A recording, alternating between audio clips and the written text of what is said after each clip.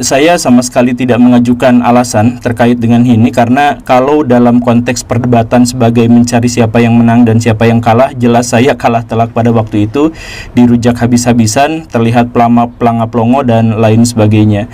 Anda mungkin sudah menyimak perdebatan saya dengan Pak Guru Gembul seputar apakah akidah Islam itu bisa dibuktikan secara ilmiah. Saya sudah paparkan di sana bahwa dasar-dasar akidah Islam itu punya landasan rasional, dan pengetahuan rasional tidak bisa kita pungkiri adalah pengetahuan ilmiah karena dia melandasi seluruh produk pengetahuan manusia termasuk pengetahuan empiris itu sendiri. Ya, untuk membenarkan pengetahuan empiris, kita tidak bisa melepaskan diri kita dari pengetahuan rasional yang bersifat aksiomatik. Ada di luar sana orang-orang yang mengatakan itu hanya ilmiah versi Islam. Jadi apa yang kita katakan ilmiah itu hanyalah ilmiah versi Islam. Saya ingin mempersoalkan kesimpulan ini dengan penjelasan sebagai berikut. Saudara sekalian, apakah Anda perlu menjadi Muslim untuk mengatakan bahwa buku yang ada di hadapan saya ini ditulis oleh seorang penulis? Saya tidak pernah berjumpa dengan penulisnya, tapi menurut logika yang sehat, saya bisa sampai pada kesimpulan bahwa buku ini tidak mungkin menyusun dirinya sendiri, dia pasti ada yang menulis. Meja yang saya gunakan sekarang ini adalah sesuatu yang dibuat. Saya juga tidak pernah berjumpa dengan pembuat kaca, pembuat kayu, dan seterusnya. Tapi logika yang sehat akan memastikan bahwa pembuat meja ini ada. Anda tidak perlu menjadi Muslim untuk mengatakan bahwa sesuatu yang ada dari ketiadaan itu pasti ada yang mengadakan. Jadi logika yang mengatakan Tuhan ada, dan klaim tersebut bisa dibuktikan keilmiahannya. Ilmiah yang kita maksud itu bukan ilmiah versi Islam, tapi itu ilmiah versi akal sehat. Karena logika yang sehat tidak akan pernah bisa mengimani sesuatu yang tadinya tidak ada kemudian ada, lalu dikatakan mengadakan dirinya sendiri.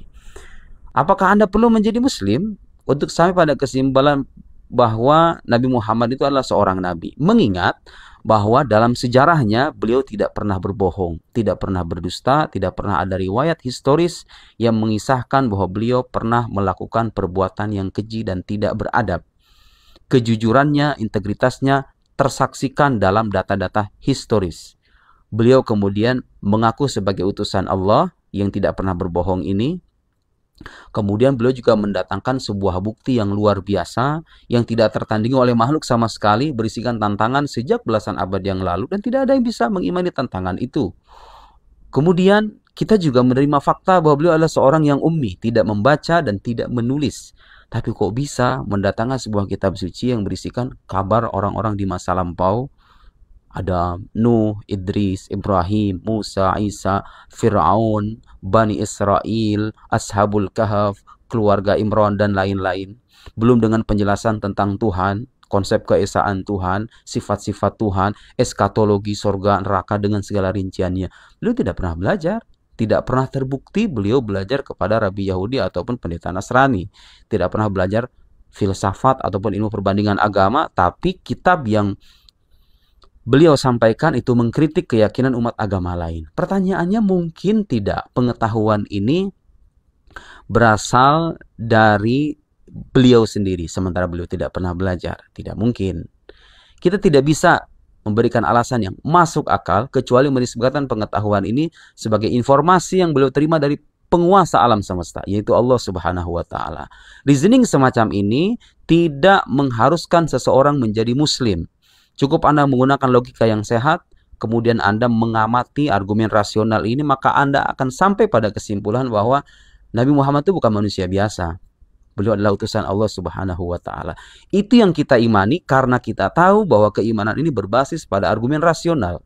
Begitupun ketika kita mengatakan ada surga neraka, itu kita katakan karena kita sudah membuktikan kenabiannya terlebih dulu secara rasional tadi. Walhasil yang ingin saya katakan, apa yang kita buktikan secara ilmiah dalam presentasi itu bukan ilmiah versi Islam, tapi itu ilmiah versi logika, versi akal sehat. Kecuali kalau Anda ingin mengkhianati akal sehat Anda sendiri. Terima kasih.